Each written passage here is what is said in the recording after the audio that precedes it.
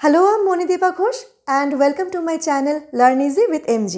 আমরা এনসিইআরটির ক্লাস 11 এর political science বই ইন্ডিয়ান কনস্টিটিউশন এট ওয়ার্ক শুরু করেছিলাম পড়া এবং আমরা পড়ছিলাম তার প্রথম chapter constitution why and how.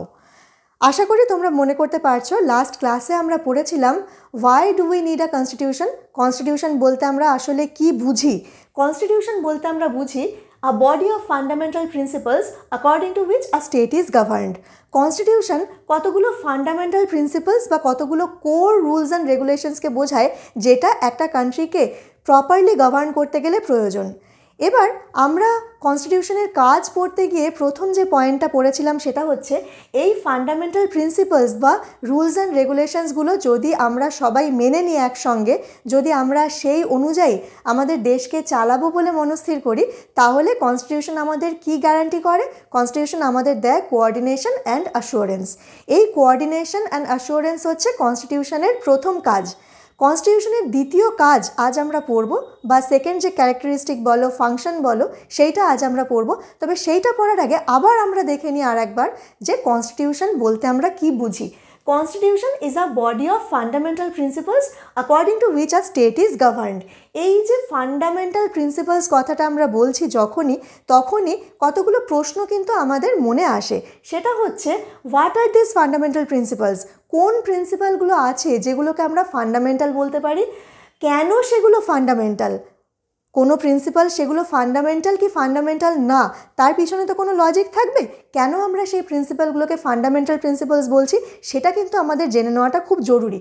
আর সবথেকে বেশি জরুরি হচ্ছে কে ডিসাইড করে, হু ডিসাইডস, কে ডিসাইড করে যে ফান্ডামেন্টাল প্রিন্সিপালগুলো কোনগুলো, অথবা কোন প্রিন্সিপালগুলোকে আমরা ফান্ডামেন্টাল প্রিন্সিপাল হিসেবে গ্রহণ করব। তাহলে আমরা এর উত্তর পেতে গিয়ে দেখছি যে constitution specifies who will have decision making powers. একটা কনস্টিটিউশন সে স্পেসিফাই করে দেয় যে এই যে ডিসিশন মেকিং পাওয়ার, সেই ডিসিশন মেকিং পাওয়ার কার হাতে থাকবে। অর্থাৎ কনস্টিটিউশন ঠিক করে দেয় অ্যালোকেশন অফ পাওয়ার, কার হাতে কত ক্ষমতা থাকবে তাকে অথরাইজ করা। এই অথরাইজ করার কাজটা করে হচ্ছে কনস্টিটিউশন।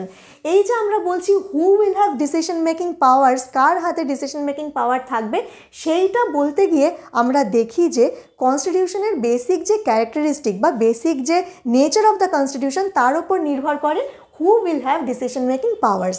যেমন আমরা একটা এক্সাম্পল দিতে পারি, যেসব দেশে, যেসব কান্ট্রিতে মনার্কিক্যাল কনস্টিটিউশন আছে সেখানে ডিসিশন মেকিং অথরিটিকে, সেখানে ডিসিশন মেকিং অথরিটি হচ্ছে মনার্ক। যেখানে ডিক্টেটোরিয়াল কনস্টিটিউশন আছে সেখানে ডিসিশন মেকিং অথরিটি হচ্ছে ডিক্টেটর। আর আমাদের মতো দেশ যেটা কিনা ডেমোক্রেসি কিংবা রিপাবলিক, সেই ডেমোক্রেটিক কনস্টিটিউশনের ডিসিশন মেকিং পাওয়ার কাদের হাতে থাকে?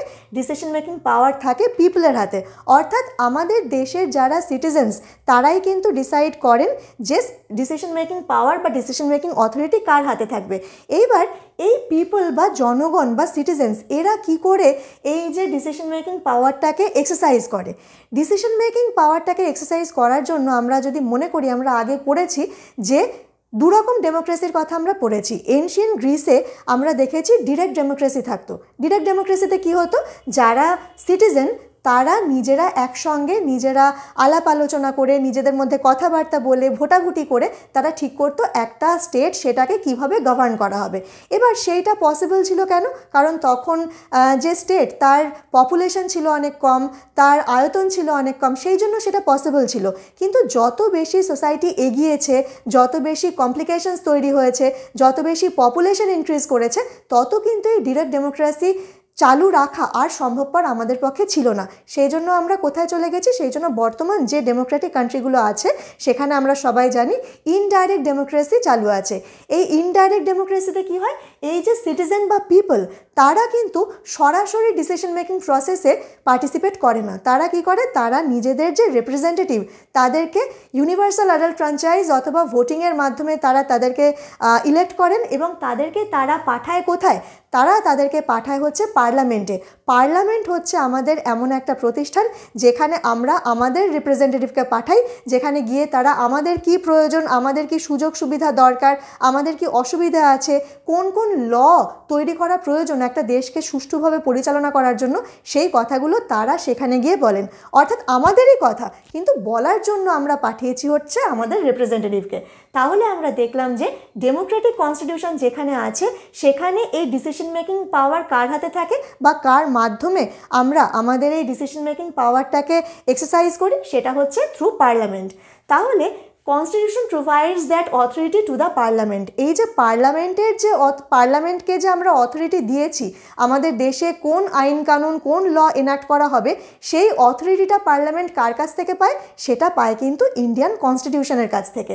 তাহলে আমরা দেখলাম the second function of the constitution is specification of decision making power.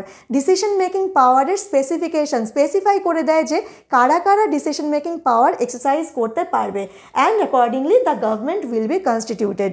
অর্থাৎ আমরা দেখতে পাচ্ছি গভর্নমেন্ট যে কাজগুলো করে সেগুলো কিন্তু সম্পূর্ণভাবে কনস্টিটিউশন কি বলেছে তার উপর নির্ভর করে পড়ে। তাহলে আমরা প্রথম যে কনস্টিটিউশনের কাজটা পড়েছিলাম সেটা হচ্ছে কনস্টিটিউশন আমাদের দেয় কোঅর্ডিনেশন অ্যান্ড অ্যাসুরেন্স, আর সেকেন্ড কাজ আমরা যেটা পড়লাম কনস্টিটিউশনে সেটা হচ্ছে the second function of constitution is specification of decision making powers. এইবার আমরা জানি প্রত্যেকটা ক্লাসের পরে একটা করে বোনাস টিপ থাকে। যখনই আমরা ডিসিশন মেকিং অথরিটির কথা বলি, যখনই আমরা মনে করি যে কে কনস্টিটিউশন কিভাবে অথরাইজ করছে, তখন আমাদের মনে প্রশ্ন আসে কনস্টিটিউশন যখন তৈরি হচ্ছিল তখন কারা কারা সেই কনস্টিটিউশন তৈরির পিছনে ছিলেন। প্রথম যিনি কনস্টিটিউশনে সিগনেচার করেছিলেন তিনি হচ্ছেন the first signatory was doctor Rajendra Prasad, যিনি আমাদের প্রথম প্রেসিডেন্ট ছিলেন। আর যিনি লাস্ট কনস্টিটিউশনে সাইন করেছিলেন তিনি হচ্ছেন ফিরোজ গান্ধী, তিনি সেই সময় কনস্টিটিউয়েন্ট অ্যাসেম্বলির প্রেসিডেন্ট ছিলেন। এইটাই আমাদের আজকের বোনাস টিপ। পরের ক্লাসে আমরা কনস্টিটিউশনের আরও একটা কাজ নিয়ে আলোচনা করব।